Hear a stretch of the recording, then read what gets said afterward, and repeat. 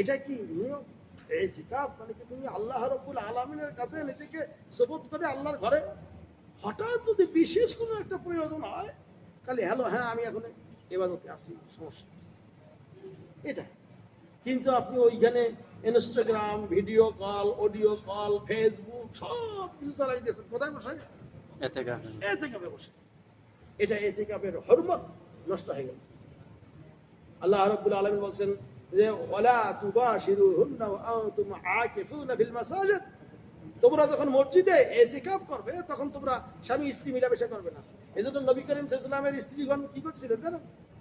তারা আল্লাহ নবী সাল্লাল্লাহু আলাইহি ওয়াসাল্লাম থেকে দূরে ছিলেন, তবে মাঝে মধ্যে আল্লাহ নবীর কাছে যে রাতে জিয়ারত করেছিলেন, দেখা করেছিলেন, এটা জায়েজ, কথা বুঝলেন? তবে হ্যাঁ, নিয়ত যদি করেন ইতিকাফে বসার সময় যে আল্লাহ আমার যদি বাড়ির কেউ মারা যায় তাহলে আমি এসে শুধু দাফন করে যাব, এটা যদি প্রথমে নিয়াত করেন তাহলে শুধু বেড়াইতে পারবেন, তাছাড়া বেড়া যাবে না। কেউ অসুস্থ হইলেও যাওয়া যাবে না, কেউ মারা গেলেও বের হওয়া যাবে না। হ্যাঁ, শুধু আপনার নিত্য প্রয়োজনীয় জিনিস, বিশেষ করে পেশাব পায়খানা ইত্যাদির জন্য। আর যদি আপনার খানা ব্যবস্থা করার কোনো লোক না থাকে তাহলে শুধু দোকানে যে খানাটা নিয়ে আসতে পারবেন, এটা অনুমতি আছে।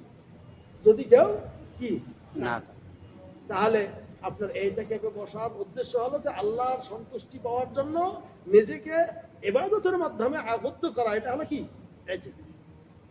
ভাই কথা বোঝা গেছে? এখন যদি কেউ 10 দিন না পারে, 3 দিন কি ইতিকাফ করা যায়? প্রশ্ন।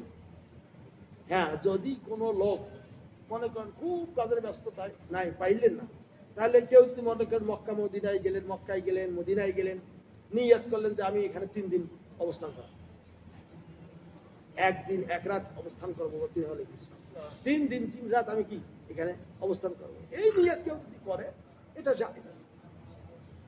অনেকের মতামত আছে ভিন্ন ভিন্ন, কিন্তু এটা জায়েজ। তবে কন্টিনিউ 10 দিন করতে হয়। কয়দিন? 10 দিন করতে হয় ইতিকাফ। এই হলো ইতিকাফে বসে।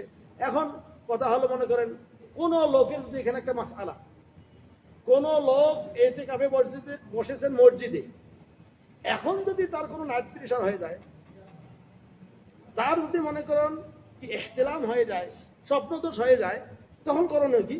মসজিদ আল্লাহর ঘর তাড়াতাড়ি বের হয়ে আগে পাশে যে গোসলখানা থাকবে, উজুখানা থাকবে, সেখানে আগে গোসলটা সেরে নিয়ে আপনি আসতে পারবেন।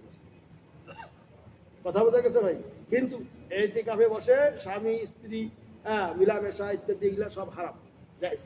তবে স্ত্রী এসে যদি জিয়ারত করে, দেখা করে, জায়েজ।